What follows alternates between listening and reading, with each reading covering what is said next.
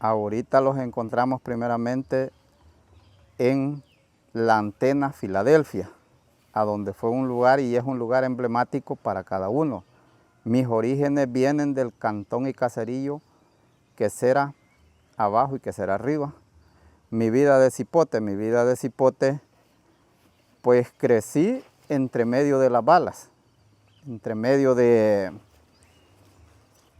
soldados y guerrillas, porque fue una zona bien conflictiva.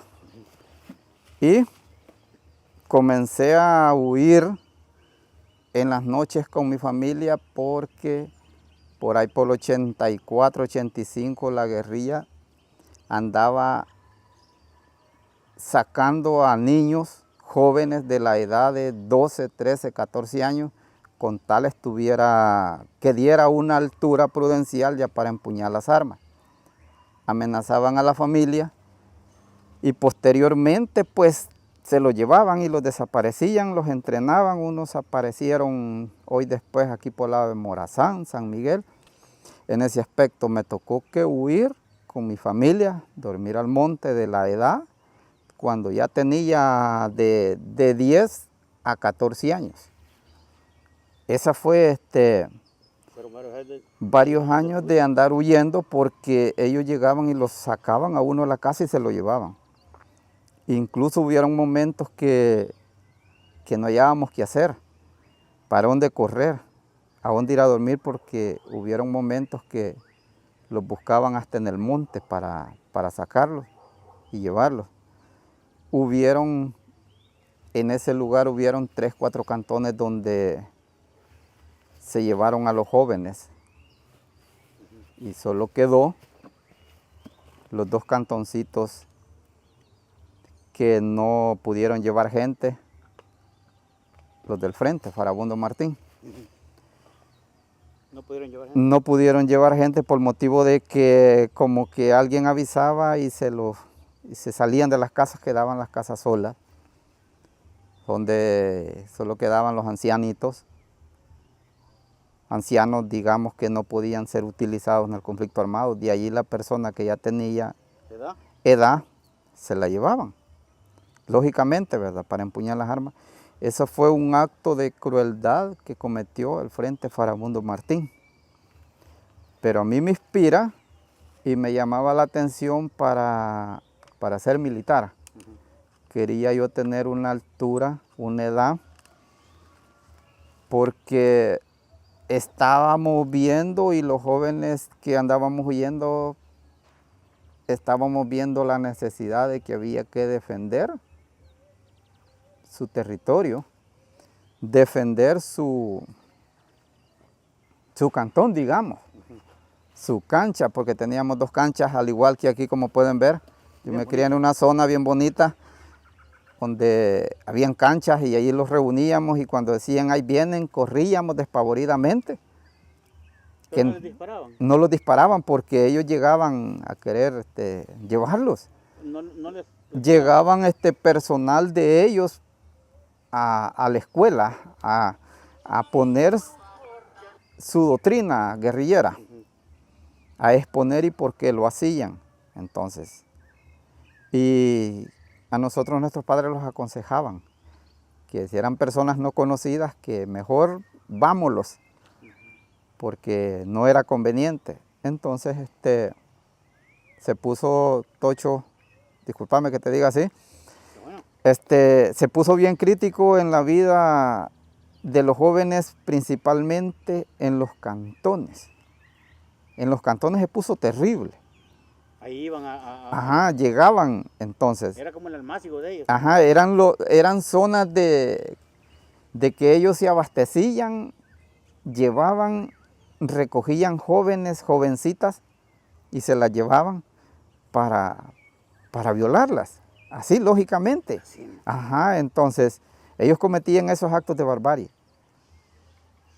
Y nadie lo dice. Ajá, eso es algo que, como vos decís, Tocho, que yo lo estoy diciendo frente a la cámara para la historia y no se vuelva a repetir.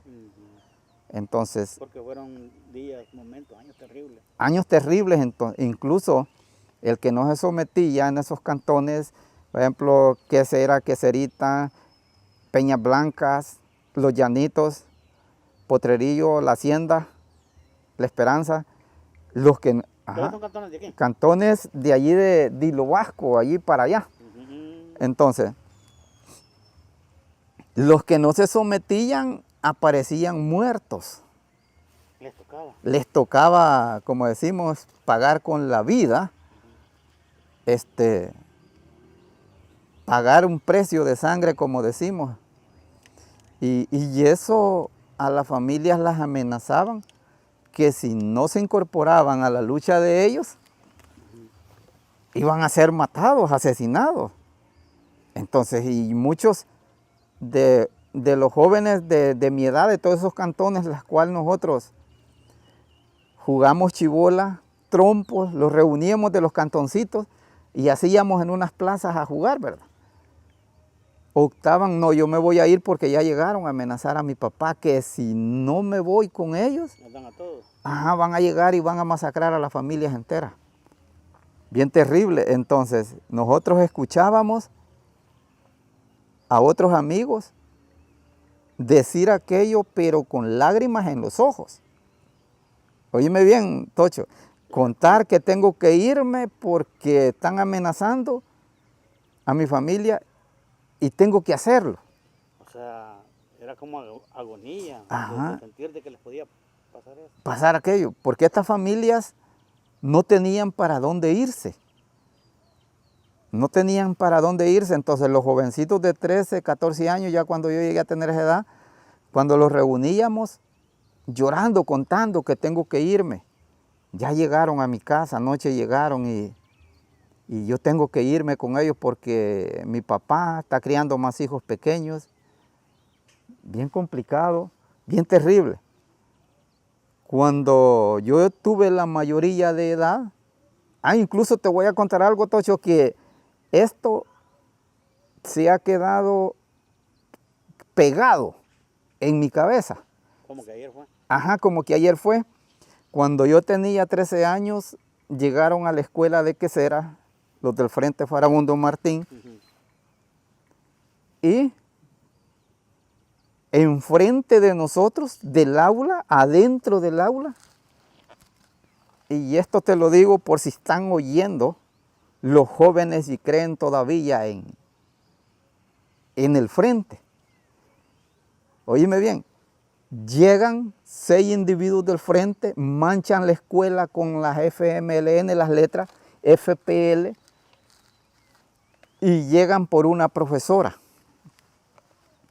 Jovencita la profesora, dejando 2 hijos en la orfandad, llegan y la ejecutan enfrente de todos los alumnos. Entonces, yo sé de que al escuchar esto, muchos se van a incomodar, ¿verdad? Tal vez de los otros. Pero eso fue la realidad. Es una realidad viva. Y todos los alumnos de 13, 14 años adentro, gritando, y un guerrillero en la puerta que no dejaba salir a nadie, y viendo nosotros agonizar a la profesora en el escritorio, con 2 impactos de bala de un calibre de un fusil G3. Yo lo tengo vivo y presente cuando pasó eso. Todos los alumnos gritando, deseando salirlos, y el chero en la puerta con un G3 y el otro viendo cómo moría la profesora. ¿Y por qué le habrán matado? ¿Qué le habrán dicho? Va. ¿O son sanguinarios así sin hablar? Ellos lo hicieron porque la profesora no quería incorporarse a la organización de Andes 21. Andes 21 fue La de San Salvador, la que organizaba. A la que organizaban esas grandes manifestaciones. Ella no se quiso incorporar porque estaba recién graduada en su profesión. Y todos gritando la gran agonía y viendo a nuestra profesora morir en el escritorio. Eso, Tocho, para los que íbamos de 14 años, se los pegó. Y todos estos jóvenes de mi edad que estábamos ahí, no los quedó otro camino. Oíme bien, unos que tenían más edad que mí se incorporaron de 15, 16 años al ejército, a la Fuerza Armada. Tenían que irse, bichitos. Teníamos que ir los bichos. A mí no me quedó otra, que aquí viene lo bueno, ¿verdad? Entonces esta es una previa que te estoy dando para que veas cómo nosotros vivimos en ese tiempo. Antes de ser militar. Terrible ver eso. Y el que no se incorporaba en esos cantones, ellos en la noche lo iban a sacar y lo mataban en la calle. Amanecían muertos en la calle. Cipotes. Los papás de los cipotes. Era una forma de intimidar. De intimidar y de presionar para que uno decidiera, me voy, porque ellos ponían los lugares donde el que decidiera irse. Dejaban propaganda por todos los caminos, milpas, todo. Entonces, terrible. Oíme bien, yo viví en una zona conflictiva donde era un corredor de guerrilla. Corredor de guerrilla es, ¿sabes qué es un corredor de guerrilla? Me imagino que todo está lleno. No, era un corredor de guerrilla en esta forma donde habían movimientos de pelotones grandes. ¿Me entendiste? De Potrerillo, de la hacienda de San Vicente, pasaban a Cabaña, a Chalate, y lo mismo de allá pasaban pelotones. Corredores que ahí eran sus caminos. Eran sus caminos, ahí, ¿verdad? Entonces, y ya la gente no hallaba qué hacer, optar, ejército o cuidar nuestra zona. Cuidar nuestra zona en esta forma, Tocho. Cuando nosotros vimos la indignación, las masacres que ya estaban llegando a las escuelas. Y las escuelas, y no me van a dejar mentir, profesores de los viejitos, estaban tomadas por el Frente Farabundo Martín, porque Andes 21 no era de derecha, era de izquierda. ¿Y habían profesores que se incorporaban? Es que habían profesores que le daban terapia. Incluso había una profesora que yo creo que ya murió en la escuela, ahí, que pertenecía, y era el gran problema con la otra que no pertenecía. Y de ahí le vino la muerte a nuestra profesora, que se llamaba Yolanda, yo la tengo hasta el nombre, oíme bien, desde el 84, 85, hasta el nombre yo todavía. Y era joven, joven, una profesora bonita. Pero lo que a uno se le mete en la cabeza ver esas escenas, y todavía dicen que no hicieron nada, a los días, nosotros dejamos de ir a la escuela. La escuela quedó clausurada totalmente. Ya no seguimos estudiando. Se paralizó el estudio en 3 escuelas. Ahí terminó. Allí terminó el estudio apenas con 3er grado. A los días, la otra cosa que a mí me impulsó más, y yo deseaba tener una mayoría de edad, pero no me podían agarrar en el cuartel porque yo era más flaquito. De la altura sí daba, pero la edad no la tenía. Era un pechito. Ajá, pechito.